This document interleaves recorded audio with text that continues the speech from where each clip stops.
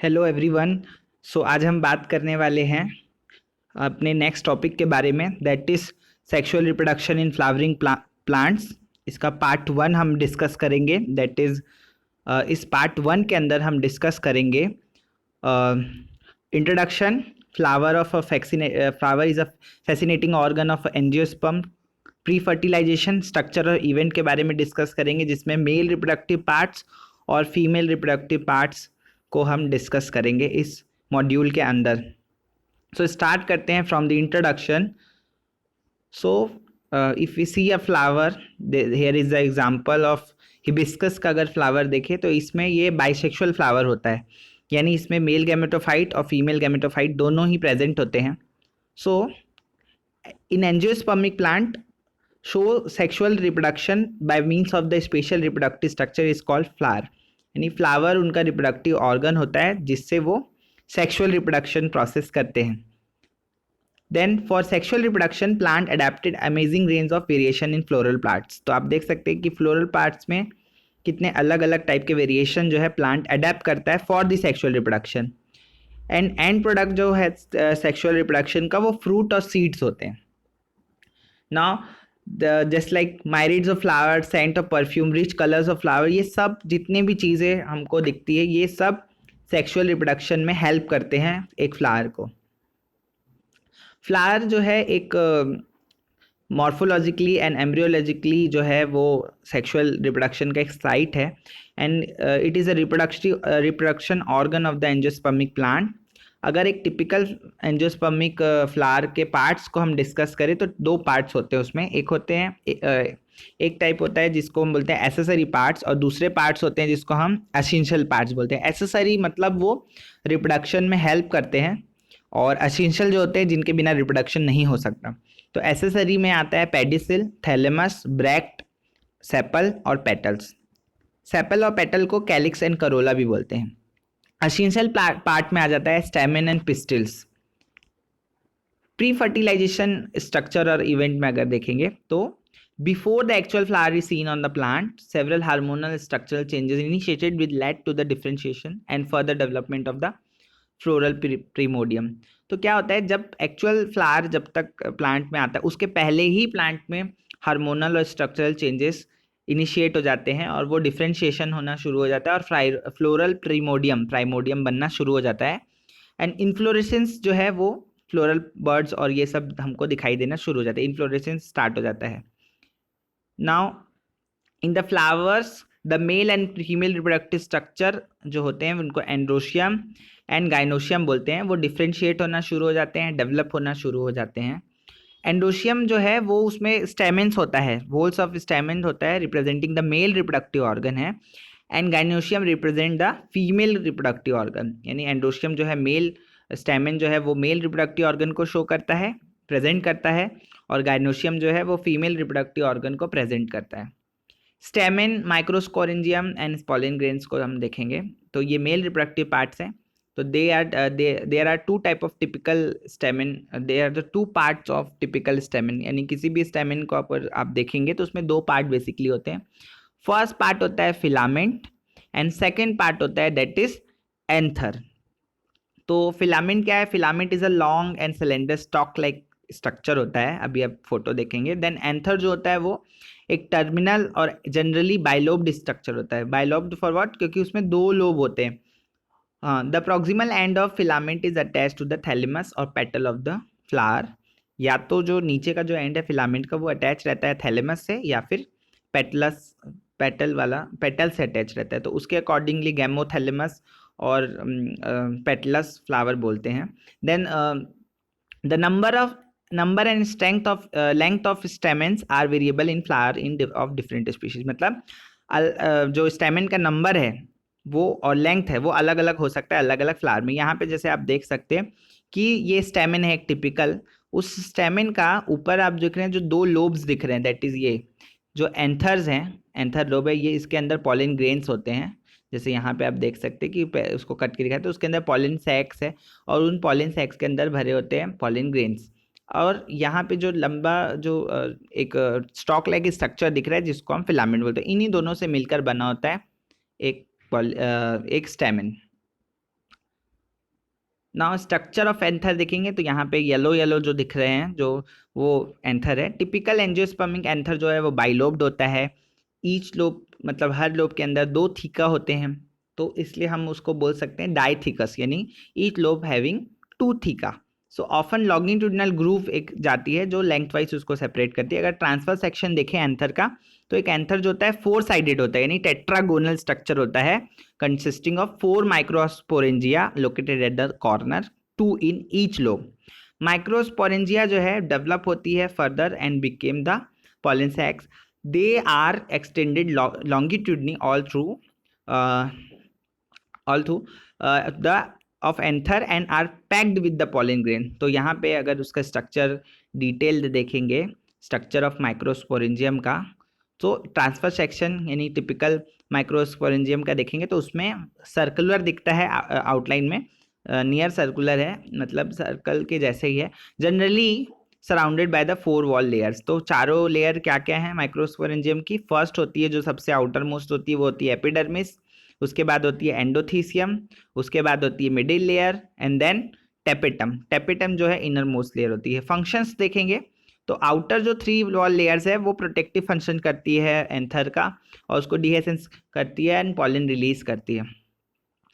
जो अंदर की लेयर है दैट इज टेपिटम। टेपिटम जो है नरिश करती है and for the to the developing pollen grain, जो अंदर पॉलन ग्रेन डेवलप हो रहते हैं उसको नरिश करती है। Cells of tapetum possess dense cytoplasm and generally have more than 1 nucleus. तो यहाँ पे आप देख सकते हैं कि एक टिपिकल डायग्राम जो है बना हुआ है। अब यहाँ पे अपन देखेंगे टीएस, तो ये इसमें आप देख सकते हैं कि बाहर की जो सबसे बाहर की लेयर है that is epidermis, then endothecium, then उसके अंदर की टेपिटम। तो जो टेपिटम है वही उसको वो करती है। और डिटेल स्ट्रक्चर देखेंगे तो इस तरीके से सेल का अरेंजमेंट होता है। लार्ज वेव में देखेंगे epidermis, then endothecium, middle layer और अंदर microspore mother cell and tapetum हमको दिख रहा है। तो आगे इनका स्ट्रक्चर और स्टडी करेंगे। तो फिर उसके अंदर जो प्रोसेस होती है उस माइक्रोस्पोरेंजिया के अंदर, तो वो होता है, उस प्रोसेस को हम बोलते हैं माइक्रोस्पोरेंजिनेसिस। माइक्रोस्पोरेंजिनेसिस में क्या होता है, जब एंथर डेवलप होता है तो जो स्पोरेंजिनस टिश्यू होती है वो मियोटिक डिवीजन में जाती है और माइक्रोस स्पोर टेट्राड्स जो होते हैं उनकी जो सेल्स होती हैं वो मियोटिक डिवीजन जाती है। मियोटिक डिवीजन जो है जनरली जर्म सेल में होता है क्योंकि उनको हैप्लॉइड गैमेट फॉर्म करना होता है, यानी उसके नंबर ऑफ क्रोमोसोम जो है वो हाफ करने होते हैं। Each cell of sporogenous tissue is capable for giving rise to the macrospore tetrad. Each one is the potential to pollen और माइक्रोस्कोपिक मदर सेल, जिसको एमएमसी भी बोलते हैं। So the process of formation of microspores from a pollen mother cell, that is PMC, through meiosis is called the microsporangenesis. That is the definition of microsporangenesis. Microspores are arranged in a cluster of 4 cells. It is called the microscopic tetrad. Then as the anther mature and dehydrate, the microspores dissociate from each other and develop into the pollen grains. Then inside the each microsporangium, यहाँ पे आप देख सकते हैं जो microsporangium का जो अंदर दिख रहे हैं इतने सारे पॉलन ग्रेन्स जो है वो डेवलप हो रहे हैं। तो ये जो पॉलन ग्रेन है वो पूरा मिच्योर होने के बाद उसे डिहाइस हो जाते हैं। Then each microsporangium several thousand of microspore जो है वो रिलीज होते हैं और अलग हो जाते हैं मिच्योर होने के बाद, क्योंकि उनको फिर जाना होता है स्टिग्मा तक, वहाँ पे फर्टिलाइजेशन प्रोसेस होता है। पॉलन ग्रेन का ये इलेक्ट्रॉन माइक्रोग्राफ है जो स्ट्रक्चर है। पॉलन ग्रेन क्या होते हैं, जो मेल गेमेटोफाइट को रिप्रेजेंट करते हैं, just like sperm in mammals, वैसे ही होते हैं pollen grains. They are generally spherical होते हैं, मेजरिंग अबाउट 20 to 50 माइक्रोमीटर्स होते हैं डायमीटर में। उनका जो it has a prominent 2 layered wall होती है उसकी। आउटर लेयर को हम बोलते हैं एक्साइन, जो स्पोरोलेनिन की बनी होती है। स्पोरोलेनिन जैसे सेल्यूलोज होता है, प्लांट की जो सेल्स होती है सेल्यूलोज लगा रहता है सेल वॉल, वैसी जो पॉलन ग्रेन की जो वॉल होती है एक्साइन, वो स्पोरोलेनिन की बनी होती है। Which of the one of the most resistant organic matter ever known. तो अभी तक के जितने भी ऑर्गेनिक मटेरियल नन है उसमें से सबसे ज़्यादा रेजिस्टेंस क्वालिटी का ये होता है, यानी ये हाई टेम्परेचर, स्ट्रॉन्ग एसिड और एल्कलाई में भी विथ स्टैंड कर सकता है। अभी तक कोई एंजाइम पता नहीं चला है जो स्पोरुलिन को डिग्रेड कर सके। पॉलन ग्रेन की जो एक्साइन होते हैं वो प्रोमिनेंट अपर्चर होते हैं एक जगह पे, जहाँ से वो पॉलन ग्रेन का न्यूक्लियस निकलता है जर्म पोर, जहाँ से स्पोरुलिन एब्सेंट होता है वहां से वो न्यूक्लियस बाहर आता है। इनर वॉल जो रहती है पॉलन ग्रेन की उसको इंटाइन बोलते हैं। इंटाइन एक थिक और कंटिन्यूस लेयर होती है जो सेल्यूलोज और पेक्टिन की बनी होती है। साइटोप्लाज्म जो होता है पॉलन ग्रेन का वो प्लाज्मा मेम्ब्रेन से घिरा होता है, एज लाइक जैसे कि प्लांट सेल का साइटोप्लाज्म होता है। देन मैच्यूरेशन अगर देखेंगे पॉलन ग्रेन का, तो जब पॉलन ग्रेन मेच्योर होता है तो वो 2 सेल कंटेन करता है, मतलब उसके अंदर 2 सेल होती है। तो एक होती है वेजिटेटिव सेल और सेकेंड होती है जनरेटिव सेल। वेजिटेटिव सेल जो होती है वो लार्जर होती है in the size and abundant food reserve रहता है, उसमें इरेगुलरी शेप का न्यूक्लियस रहता है। अब जैसे कि यहाँ पे देख सकते हैं, तो यहाँ पे जो है सबसे पहले प्री मिच्योर है, उसमें 2 वैक्यूल्स दिख रहे हैं। प्री मिच्योर पॉलन ग्रेन है, उसमें 2 वैक्यूल्स है, एक न्यूक्लियस है। फिर जो न्यूक्लियस है वो डिवाइड हो रहा है और एक वेजिटेटिव सेल और एक जनरेटिव सेल बन रही है। कंपेरेटिवली यहाँ पे रेशियो अगर देखें वेजिटेटिव सेल का और जनरेटिव सेल का, तो वेजिटेटिव सेल हैज़ द उसका डबल से भी ज़्यादा है फॉर द जनरेटिव सेल।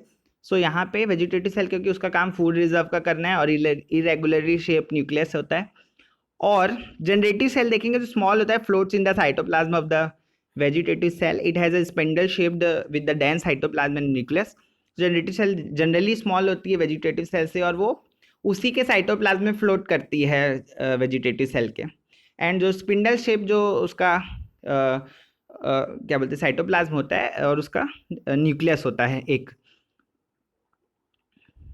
आगे देखेंगे तो that is some fact about the pollen grain. कुछ फैक्ट है पॉलन ग्रेन के बारे में, स्टडी कर लेते हैं। That is in over 60% of angiosperms, जितने भी एंजियोस्पर्मिक प्लांट है उसके पॉलन ग्रेन जो रहते हैं वो ऐसे 2 सेल स्टेज में ही शेड हो जाते हैं। मतलब अभी हमने देखी ना पिछला, एक वेजिटेटिव सेल थी एक जनरेटिव सेल थी, तो वेजिटेटिव वाले ही उस पर शेड हो जाते हैं। रिमेनिंग स्पीशीज जो होती है, मतलब बाकी स्पीशीज में 60% को अगर छोड़ दे, तो जनरेटिव सेल जो है वो फिर माइटोटिकली डिवाइड होती है और उस तरीके से 2 मेल गैमेट बनते before the pollen grain are shed. तो उसको 3 सेल स्टेज ऐसा कुछ स्पीशीज में होता है जिसमें 3 सेल स्टेज में जो है शेड होता है।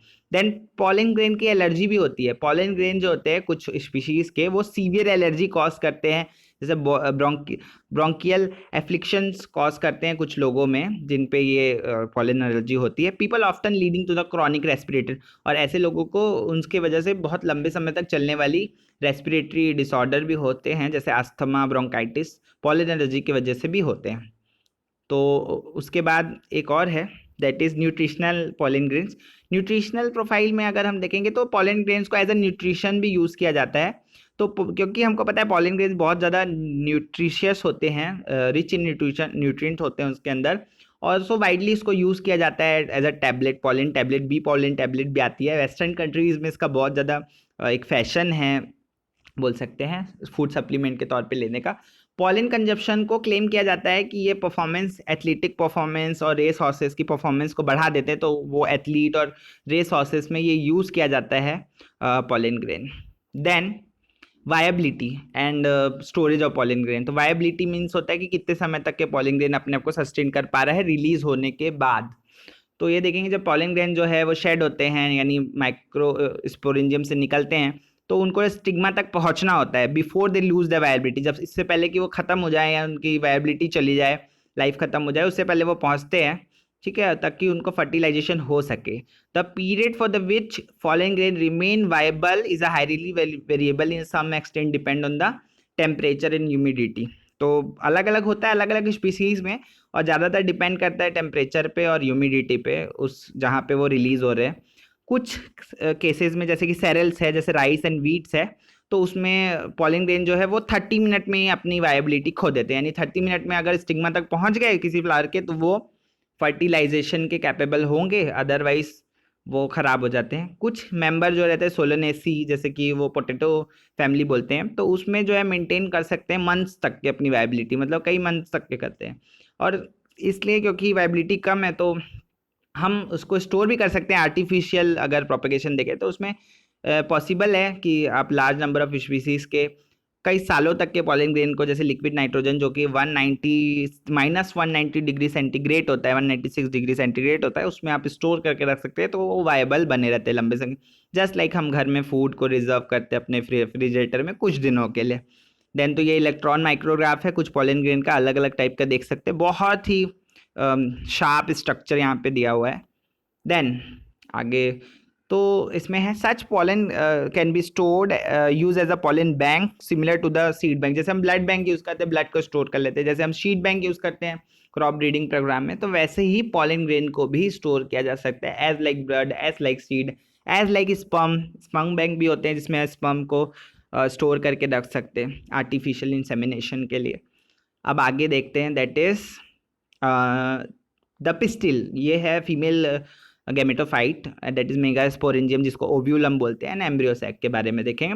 तो गाइनोशियम जो होता है, जैसे मैंने पहले भी डिस्कस किया, गाइनोशियम जो होता है फीमेल रिप्रोडक्टिव पार्ट्स को वो शो करता है या प्रेजेंट करता है। टाइप्स ऑफ गाइनोशियम देखेंगे तो दो टाइप की होती है, एक होती है मोनोकार्पिलरी और सेकेंड होती है multi carpellary. Monocarpellary that is gynoecium consist of a single pistil, यानी कि सिर्फ उसमें एक ही पिस्टिल होता है, दैट इज मोनोकार्पिलरी। और मल्टी कार्पिलरी मतलब गाइनोशियम में मोर देन वन पिस्टिल होता है, तो उसको बोलते हैं मल्टी कार्पिलरी। तो अब ये कैसे पॉसिबल हो पाता है कि मोर देन वन पिस्टिल? तो यहाँ पे आप देख सकते हैं कि यहाँ पे दो टाइप का है, ए एंड बी। तो उसमें जो स्टिग्मा है, इसमें कई सारे कार्पेल्स हैं, तो वो एक साथ फ्यूज है, और यहाँ पे भी कई सारे कार्पेल्स है बी वाले में, बट वो अलग अलग है। तो इसकी भी कुछ कंडीशन होती है जिसको जिसमें फ्यूज है या जिसमें अलग अलग है, तो उसके हिसाब से हम देख सकते हैं। तो जो पहली कंडीशन है वो है सिनकार्पस कंडीशन, जहाँ पे मोर देन वन पिस्टिल में बी फ्यूज टुगेदर। जैसे यहाँ पे आप देख सकते हैं ये सिनकार्पस है जिसमें सारे के सारे जो वो है वो फ्यूज हो गए हैं। सेकेंड वाली कंडीशन है दैट इज एपोकार्पस कंडीशन, जिसमें पिस्टिल जो है वो अलग अलग फ्री है। ठीक है, फिर आगे देखते हैं, ये स्टिग्मा ऊपर दिख रहा है, जो फोर जो ऊपर पिंक कलर के डॉट्स टाइप का वो जो स्ट्रक्चर स्टैंड दिख रहा है ना, वो स्टिग्मा है पिस्टिल का। तो पिस्टिल के बारे में हम लोग पढ़ लेते हैं। पिस्टिल को हम कार्पेल भी बोलते हैं। तो पिस्टिल का 3 पार्ट्स होता है। फर्स्ट जो रहता है स्टिग्मा, जो ऊपर दिख रहा है, फिर जो लॉन्ग ट्यूब लाइक स्ट्रक्चर दिख रही है वो स्टाइल है, और नीचे जाके जो सॉलोवन स्ट्रक्चर होता है उसको ओवरी बोलते हैं। स्टिग्मा जो है वो लैंडिंग प्लेटफॉर्म है, पॉलन ग्रेन वहाँ पे आते हैं और वहाँ पे लैंड करते हैं। एंड देन स्टाइल जो एलोंगेटेड स्लेंडर पार्ट है नीचे स्टिग्मा के, और ओवरी जो है वो बेसल बल्ज पार्ट है, फूला हुआ पार्ट होता है पिस्टिल का। Then inside the ovary there is a ovarian cavity, जिसको लॉक्यूल भी बोलते हैं। प्लेसेंटा उसके अंदर होता है, उस ओवेरियन कैविटी या लॉक्यूल के अंदर। अब बात करेंगे मेगास्पोरेंजियम, जो मेन पार्ट है मतलब ओवरी का, तो ओव्यूल जिसके अंदर होते हैं। तो उसको ओव्यूल क्या होता है? स्ट्रक्चर होता है टिपिकल एंजियोस्पर्म ओव्यूल का। अगर हम देखेंगे तो ये एक दिख रहा है आपको टिपिकल ओव्यूल का स्ट्रक्चर। ओव्यूल एक स्मॉल स्ट्रक्चर होता है जो प्लेसेंटा से अटैच होता है स्टॉक ऑफ फनिकल से। यहाँ पे आपको दिख रहा होगा कि एक ओव्यूल है जो फनिकल ऊपर दिख रहा है। उसके बाद एक जंक्शन होता है जिसको हम हाइलम बोलते हैं, जहाँ से वो अटैच होता है। हाइलम जो है जंक्शन होता है ओव्यूल और फनिकल के बीच में। यहाँ पे अगर थोड़ा सा जूम करके देखें तो ये ऊपर हाइलम, ऊपर फनिकल दिखा, फिर नीचे वो हाइलम है। तो हाइलम और जो है अटैच करके रख रहा है ओव्यूल को, फनिकल से जोड़ रहा है। ठीक है, then each ovule has one और two protective envelope called the integument. तो 2-3 जो रहते हैं उनको इंटेग्यूमेंट बोलते हैं। इंटेग्यूमेंट जो है वो पूरे ओव्यूल का एनसर्कल करके रखे रहते हैं, एक्सेप्ट द टिप, एक छोटा सा जगह है जिसको हम लोग क्या बोल रहे हैं, वो ओपनिंग को बोल रहे हैं माइक्रोपाइल, जहाँ से पॉलिन ग्रेन एंट्री कर सके। Opposite of the micropylar and नीचे देखेंगे तो चैलेजल पोल आपको दिख रहा है। चैलेजल पोल यहाँ नीचे की तरफ देख सकते हैं, यहाँ पे नीचे चैलेजल पोल ये है नीचे की तरफ, और ऊपर कौन सा पोल है? दैट इज माइक्रोपाइलर पोल। तो 2 पोल होते हैं ओव्यूल के। ये एनाट्रोपस ओव्यूल है, यानी उल्टे साइड पे है। ठीक है, तो यहाँ पे ऊपर माइक्रोपाइल होता है और नीचे चैलेजल पोल होता है। ठीक है, so opposite microporal the chalaza representing the basal part of the ovule enclosed within the integument mass of the cell called nucellus। तो अंदर जो बंद है वो है nucellus, and abundant of food reserve materials होते हैं, और located in the embryo sac, female gametophyte होता है अंदर। Ovule generally has the single embryo sac होता है form in the megaspore through the reduction division, यानी मियोसिस से बना हुआ एक अंदर सिंगल एम्ब्रियो रहता है इस ओव्यूल के अंदर, जो फर्टिलाइज होता है और फिर बनता है। देन अब आगे देखेंगे दैट इज मेगा स्पोरेंजेनेसिस। जैसे हमने माइक्रो स्पोरेंजेनेसिस देखा था, वैसे ही हमको मेगा स्पोरेंजेनेसिस फीमेल गैमेटोफाइट के लिए देखना है। तो process of formation mega spore from the mega spore mother cell that is MMC is called mega sporangenesis. तो यहाँ पे आप 3 स्टेज देख सकते हैं। ठीक है, तो ये तीनों स्टेज को बारी बारी से डिस्क्राइब करेंगे। Ovule generally differentiate the single mega spore mother cell that is MMC in the micropolar region पे, वहाँ पे ओव्यूल जो है तो of the nucleus. So large containing जो ये जो होता है वो it is a large containing dense cytoplasm and prominent nucleus होता है उसका। The MMC undergoes the meiotic division result in the production of 4 megaspore. तो यहाँ पे अगर आप देखेंगे तो ये जैसे कि एक पहला आपका मेगास्पोर मदर सेल है वो डिवाइड हुआ, फिर मेगास्पोर डायड बन गया, डायड मीन्स होता है 2 सेल वाला, ठीक है। फिर उसके बाद टेट्राड बन गया यानी 4 सेल वाला, ठीक है। अब आगे देखेंगे इसके बाद क्या प्रोसेस होता है।